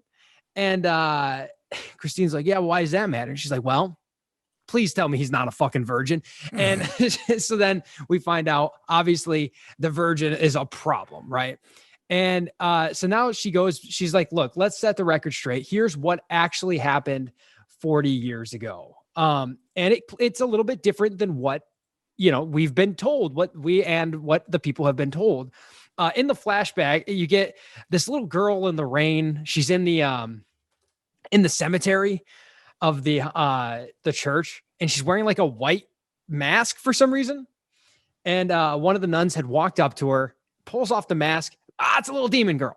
And the little demon girl jumps on her, this is weird to me because like she blows green demon smoke into this nun's mouth. Like she doesn't just like bite her and kill her. She possesses her, I guess. Right. Well, she's just trying out like a new demon vape. Sure. Cool. right. It's demons invented vape. Did you know that, Joe? Oh yeah, 1999, 2000. That's where it all started. That's why it's bad. Pineapple Cool Breeze flavored demon smoke. So, pretty this is cool. cotton candy and sulfur, my favorite combination. Yeah. So you automatically get a free tap out shirt. And so she kind of explains how it went from one nun to the other, showing how each nun gets killed. And by far my favorite nun death is the one that's being dragged behind a motorcycle on the sidewalk. Yes, by another so it's very, very good. Yeah, it starts off just like one of them's stabbed and one of them's drowned and one gets it with an axe. Yeah. And then it gets silly, like with the dragging it with the moped I and the love motorcycle. And so let's see, hold on. I've lost myself in my notes here. Oh no. Oh, so here, so then she says, and this is what I'm talking about, demon blindness. Cause then she says, the school knew something was wrong. And it shows the nuns walking into the school, slow motion. All of them are blue with like, they've got sharp teeth. It would be really weird to not know something's wrong. Like they look like they're a visiting like emissary on an episode of Star Trek. Like they are in full fucking makeup and costume. Yes. Oh my God, you guys, the nuns are even slightly stinkier than they normally are. I mean, I think something's off. Yeah. That's how they treat don't want to be them. able to sniff it out. And I don't have a background in Catholic school or anything of that nature, but maybe it's supposed to be like a comment on how fearing you're nuns. not going to say shit. Yeah. Even if the nun shows up with blue face and pointy teeth, you're living there. You're not saying anything. Nobody's going to say anything. And this really adds depth to the nuns too, because these nuns don't come in and just start killing these kids. They come in and try to educate these kids Yeah. about the power they of got our a nun Lord job and to Savior. do still. It's so good. I forgot about this because I hadn't watched this in years. And in this sequence, I forgot about how they, they're writing "Hail Satan" on the green board, and the Catholic tropes of nuns. You always hear the wrapping of the knuckles with the ruler. They go, of course, they're demons, so they take it to extremes, and it's a great sequence. Yeah, It's a really, really fun sequence. This is probably my favorite part of the movie. Yeah. And it's interesting. So we find out that Christine, she was already pregnant. She had been abandoned. Like she's growing up here. She's 8 months pregnant already. And the nuns, they kind of stare her down as they walk down the hall, and then they get to work. Hail Satan is written on the board. And like you said, they're wrapping the fingers hard. Like they're hitting them with the ruler hard to the, like making them bleed. They're giving them an extra paddling. And they also have a paddle with spikes on it. Oh, yeah. They only threaten with that one though. I don't think we see them use that one. No. And we see I don't think so. teamwork amongst the demons in that sequence. Because the one demon is paddling, and then the other demon like interrupts, like, no. Use this one, and lifts up the paddle with all the nails in it. Here's the good paddle. Yeah. We also have one nun vomit green chunks all over a little blonde girl. So good. Looks like they threw like a birthday cake on her. I love all the kids' reaction. Nobody gets a straight face. If you Yeah. check out the- And you do. That was so real, you know. And I really do love the juxtaposition of like the line right before they showed this was just that they were acting a little weird. Yeah. Like the nuns are acting a little weird. And it's like, yeah, you think. So we cut back to reality though, and we find out that the abortion actually never happened. Yeah. She was allowed to give birth. There's actually another flashback to and they took the baby, and she asked, why'd they take the baby? She says, a virgin's blood is powerful, but a baby's blood is way more powerful. And that's why she went in there and she started a blasting, right? The baby was still in there. She starts a blasting. So anyway, I started blasting. Because apparently they wanted to put the devil in the baby, right? That's the way it would all work out. Yeah. And so she went in, she started a blast, and my two favorite lines of the whole movie happened in this like little back and forth. One line is, so your baby, did it live? And she casually takes a drag of the cigarette. She goes, yeah, he's a civil engineer in Peoria. So good. It's fan-fucking-tastic. Yeah.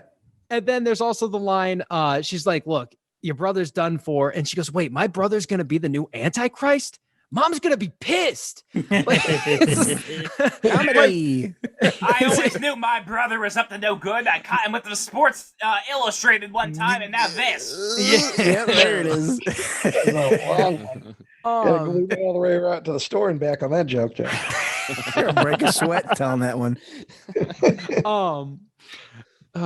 So we cut back to the church, and the Virgin Brant wanders the halls. He's looking for the others.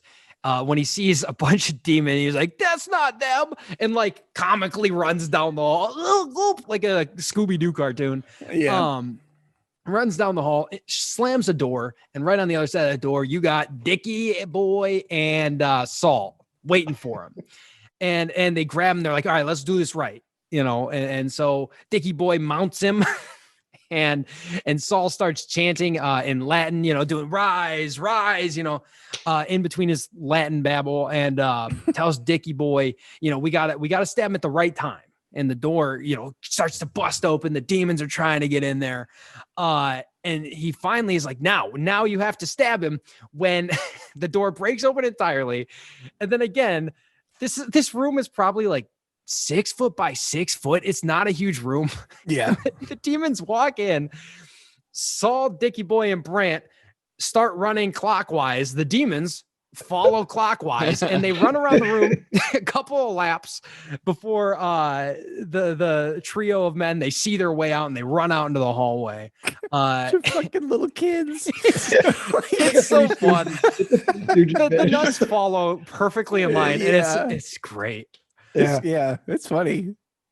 And so then we get in the hallway, and there's Nonimus Prime, and Yes. he grabs Brant, and this, like, we get a hero moment out of Saul here. Saul's like, we gotta end it now. He's gotta get stabbed. So Saul grabs the knife from Dickie boy, charges over to stab Brant, but the nun, she's too strong. She grabs the knife, grabs Saul, and just stabs him in the eye with his own knife. Hell He tried. He tried his best. R.I.P. Saul. Yeah. We cut back to Christine's place. We get some military drum rolls, and what I can only assume was written in the script as one line: "Sweet kick-ass gun montage." Yeah. It was written in the script. I know, because we did it in Butcher the Baker's, and it said like "suit up montage," and we just went from there. And the ladies are getting ready to kick some demon ass. And Clarissa asks, so what are you going to do? And like, you going to go in there by yourself? And Christine says, no, I'm following you, and hands her an AK-47. I don't know what Christine's been doing to get her hands on this equipment, but I'm glad she did, because she's a badass. She's got a closet of every gun I've ever seen, hand grenades of 2 different varieties.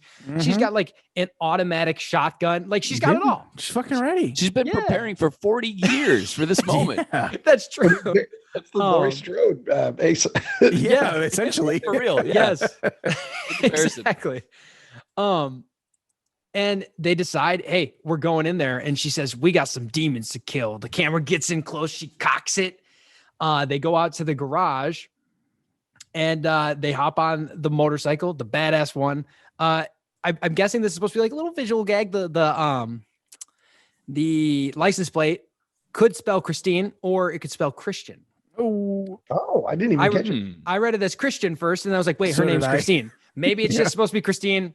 Who knows? Either way, she's a fucking badass as she mounts that hog and gets ready for war. And that is the end of my sequence. Hell yeah. Take it home, Sean. Oh, shit. It's time. Oh, there's a gap here. I'm missing something. All right, so I might have had the wrong, because I watched it on Tubi, and Tyler always puts the time on the Plex recording. So I might have had the wrong timing too. Okay, I feel like there's like 5 minutes missing. There might be. Sean, what happens when your notes begin? My notes begin, we're out of bullets. Oh, Jesus. Oh, yeah. Yeah. Oh, man. That's crazy. Okay. So they go into the Coven, and they like look around for a bit. Adrian Barbeau. We see that Dickie Boy and Brant are on a stretcher. They're just Oh my being, God, yes. moved around. They're just being moved around the building. They're tied down to a stretcher. If we didn't mention that, was it Sal of Despair? Oh, we lost him. No, Sean. Vesicle got him. There we go. There he is. You were saying something about Saul? Yeah, Dagger of Despair getting his face smashed in the door. Oh, yeah. By Nonimus Prime, and then the bright orange red ooze just dripping out of his nostrils and his mouth as his face just melted in the door. And that's funny because, we know it's him because it's got the little beard. It's got the goatee. Yeah. And I'm like, oh, Saul. I also like that while Dickie Boy and Brant are being pushed through the hallway, the like bed they're on, or the stretcher or whatever, gets jammed in the doorway. Oh, yeah. It's too wide. They do some dialogue. I didn't know if like they were directed to get the line, and then they did and they said, well, the demon just kind of walk in place, but then when they were editing it, they left it too long. Maybe it does feel like they're stuck. It feels like it's a weird moment. They're all just trying to push it through this doorway that's just slightly too thin, and they're just like, and Dickie Boy's just chatting it up with Brant about how Brant's a virgin. Yeah.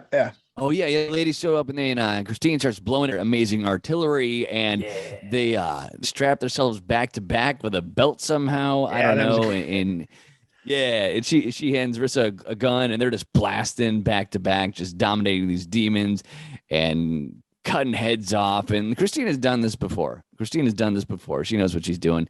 And then we go back to the sacrifice table over there with Frihole, and we've got Anonymous Prime, as Zach so affectionately put it. Oh, they're overseeing the sacrifice of little Dickie and the brother. And they realize, hey, we're virgin. Little Dickie has the idea. If we have sex, then we're not virgins anymore, and then we won't get sacrificed. It's actually a really smart idea. Yeah, it's not the worst idea.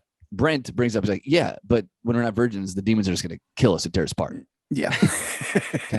Damned if you do, and you're damned if you You don't. know what, though? Saul would have Respected taken it. for the team, because he would have been like, look, yes, we will die, but our legend will live on because we will have saved the world from this, right? We'll save the world because they won't have the virgins to use. And no, Brant's a little bitch boy. Brant's like, no, I'm not taking this. Nah. No. Well, I mean, there's been a running theme, and I don't know if this is on purpose, but there's been a running theme about Brant having issues with his ass. He got that Yeah. power wedgie. Then he got real worked up when he got his ass stuck in that Yeah. wall. Got a lot of Then butt he's here problems. again.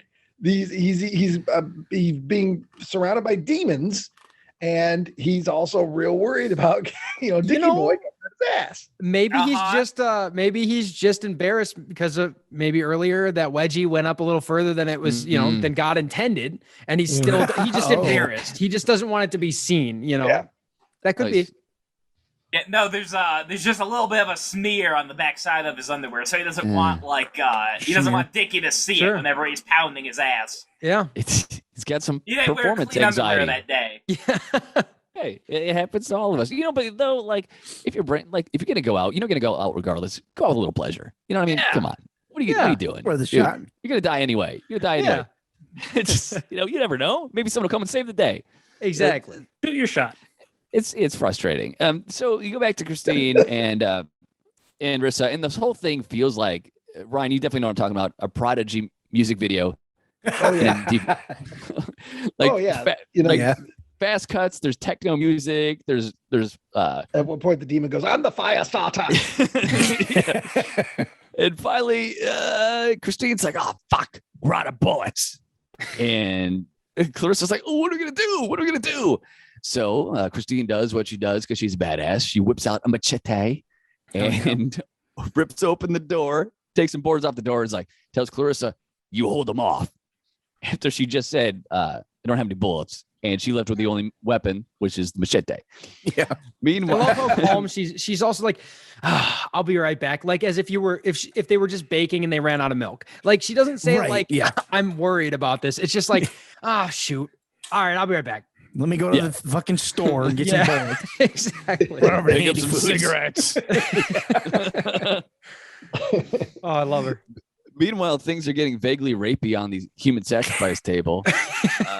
Actually, yeah, it's weird. Yeah. With Dickie really coming on Dickie, come on, dude. to Brant, and this is really just an on-screen version of No Means No, and Dickie keeps on coming out, but somehow they through the struggle and the awkwardness, Dickie's able to get his hands free, which probably is not good news for Brant, but somehow they both kind of semi-wiggle free. They're able to get off the sacrifice table and kind of like hop like they're in a potato sack race to the door. It's very funny. Well, doesn't and maybe I was seeing things, but when Brant launches himself off the table, does his pants come down a little bit? No, they're just very tight. I just saw that too. I'm watching it back. I did notice that. But when he does fall, and I think this is directed on purpose, his ass is up in the air. Oh yeah, because Dickie Boy says, "Oh no, this is fine." Dickie Boy, Oh yeah. He's like, "Oh, this is Looks perfect." like you're primed for an ass fucking. Jesus Christ, Joe. Think of poor Tyler listening to that back. Well, I know. Sick as hell. Tyler, Sick as a Tyler fucking will dog. enjoy this. I don't know. Look, Tyler, text us when you listen to this part. Tyler's gonna be like, "Oh, I finally feel better," and then he's gonna hear Joe say those words, and he's gonna vomit and shit himself at the same time. Let us know in the Slenderman Club chat, He's- please. he's- Thank you. He's probably Appreciate you, buddy. relaxing in bed. He's probably just chilling, but he might have accidentally pooped in his bedside garbage can. He's- Tell us more about Tyler, Joe. Yeah. Oh yeah. Well, He's got a bedtime garbage can. Yeah, Do you know yeah. Do you know his bath schedule yet? I don't he hasn't given me access to the webcams in this house. But I'm still trying to get access. You're not on his Google Calendar. No, I'm not on the Plex, the webcam Plex. The webcam Plex. Okay, whatever. Anyway. Wow. So little Dickie and Brant are on the ground, and they look up, and there is Nun Supreme, Mega Nun right there. So they ran into a situation. Meanwhile, Christine has left the convent. She's just left to go get her motorcycle. She's on her motorcycle, and she's praying to Jesus for it to start. And of course it does, because she's badass. So Clarissa, all by herself, no bullets, has to fend off the approaching demon nuns. And then, even though I don't know how this is pulled off, and I don't know why Christine left exactly, but you've all been around motorcycles. They're fairly loud. And these are really, we've established these are very small rooms in this convent. All of a sudden, nuns are approaching Clarissa. She's freaking out. She doesn't have any weapons. She doesn't have any bullets. She doesn't have any way to defend herself. And then Christine blasts through the door on her big hog. You know what's wild about this is it's so over the top. And if you notice, while driving the motorcycle, Christine has a bandolier of shotgun shells that she is brandishing. But she wanted to get the motorcycle because she could have fought these demons with just the machete, but she wanted the motorcycle so bad. And I like that she went and got it. She did what she had to do. Plus, I mean, Clarissa's not her friend.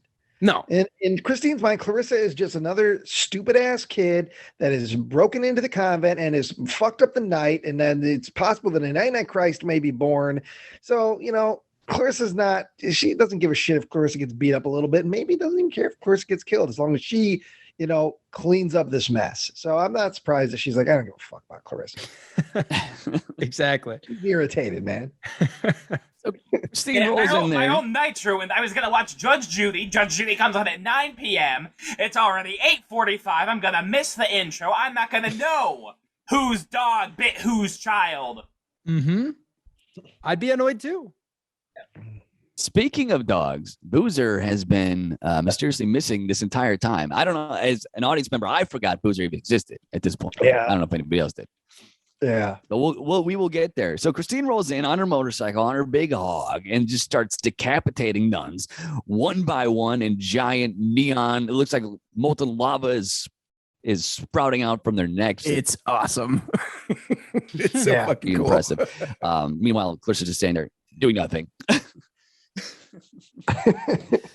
So then we cut to the chapel, and that's where Free Holy Priest and Nun Supreme have Brant on the sacrifice table. Now he's all tied down. Now this is the main chapel. This isn't like the bullshit neon green pentagram thing that our wannabe cultists had before. No, this is the actual Catholic church table.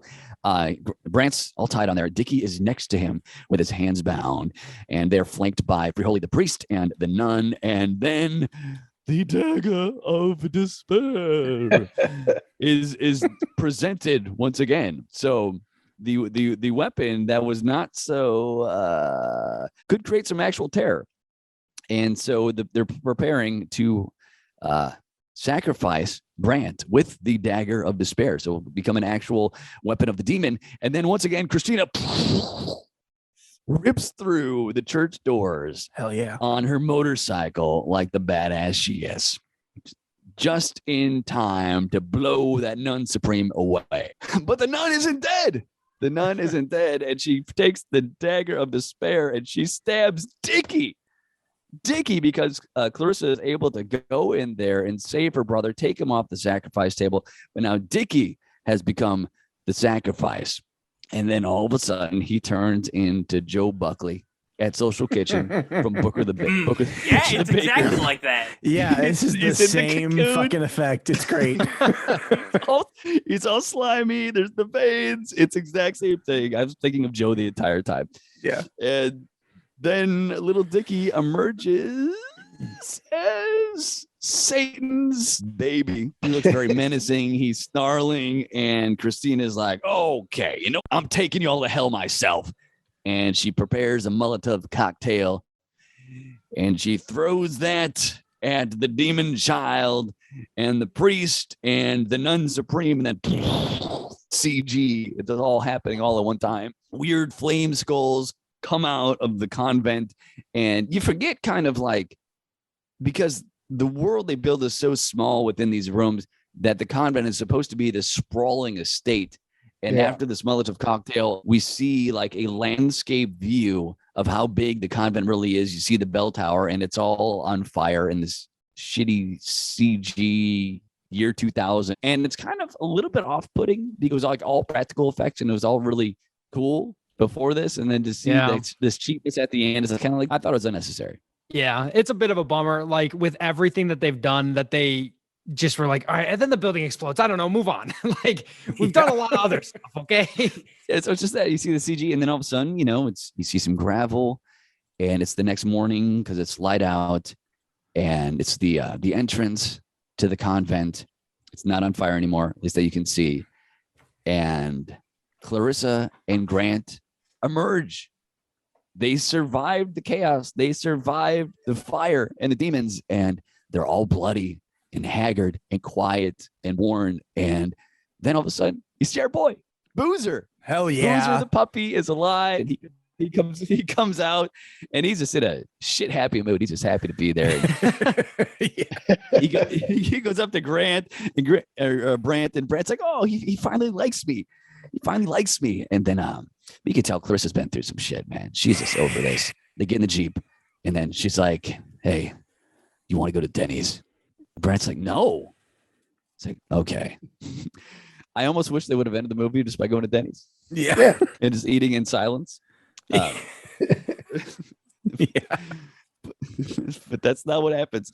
So we go back to the sorority where Clarissa's sitting there, and she's visibly shaken, and she's pounding booze, and the den mother, I don't know what they're called at sororities. She's like, "Well, that's going to make you sleep really good, honey. For what you've been through, you're going to get straight A's this semester. So that's something to be happy about." I didn't know when all your friends get eaten by demons, you get straight A's. Yes. If your roommate either kills themselves or overdoses, you get straight A's. Or gets eaten by demons. It's those three things. It's One the of weird three. sequel to Dead Man on Campus that I didn't know existed. So she's sitting there, she's pounding booze. She's smoking in bed. And in a weird way, she's kind of turned in to Christine. Yeah. You get that? Because she's drinking, she's smoking. Yeah. It's like that torch has been passed, but she's still shaken up. And old boy Boozer is at her feet. You're like, and he's just so cute. And you see that she's adopted Boozer. So Boozer's gonna help her get through this. And then all of a sudden, Boozer, that lovable puppy, his eyes turn neon green and attacks her. And roll the credits. Boozer was a demon the whole time. Best ending on the He show. was playing Best possum. ending we've ever had on the show. I want to just put that out there. Yeah. 100%. Couldn't have called it. Full You coulda asked benevolent me- right from that. You could have asked me, "Hey, give me 10 different ways that this could have ended," and I wouldn't have said Boozer was a demon. Never in a million years. I wouldn't have. Boozer's a demon and he kills the final girl. Yep. It's incredible. Well, and there you have it, everybody. The Convent from 2000. On a scale from malevolent to benevolent, Sean, since this is your pick, what say you? Oh, Benevolent 100%. I love this movie. I'm like, it embodies everything that Malevolent movies is all about. I felt the need. I had to share it. I felt it's what Roddy would have wanted. Oh, yeah. And so yeah, 100%. And I hope that you all enjoyed it just as much as we did. Let's go with Zach. Hell yeah. So it's weird to me and probably backwards that this is the first entry from Mike Mendez I've ever seen that doesn't have a killer spider in it. And so maybe a little worried about it, but and like I said, I was on board. Apprehensive. Yeah, a little bit, because I was like, can this guy do non-spider movies? And he can. It's obviously benevolent. It's there are maybe 15 minutes to this whole movie I did not enjoy. And it's not that I hated those minutes, it's that I found myself bored with them. But with every other minute being as off the wall and stupid as it is, and fun and just creative, it's obviously benevolent 100%. So Trevor, my former co-counselor or camp counselor. Hell yeah. The Festival Smashers. Yes. I love this. Sean, thank you for bringing this movie to the table, because this was great. And I had never heard of this even. I know I recognized it when you put it up in the group. I think just because it's something that like Ryan has probably brought up a couple times. A lot of movies of this era is like, oh yeah, Ryan's mentioned that before. Oh yeah. And yeah, this one was great. This one reminded me a lot of like the Chris LaMartina movies we watched on the video version of our show. Like just it's the kind of movie that you've seen a bunch of times, but it's done with a little bit of extra spice on it. It's a little spicy. I love all the like the bright colors in this. I love how the demon's blood is just like black orange paint. It was great. I would absolutely watch this again. I really want to get like I know there's not like a copy of it, but it'd be nice if there ever was something like that. Yeah, go watch this. Absolutely. I would recommend this to everybody listening and more. So full Benevolent from me. And Nick, what did you think of the Convent? I liked it, you guys. Yeah. I mean, first and foremost, it had Coolio in it, and not since Daredevil have I loved a movie starring Coolio so much.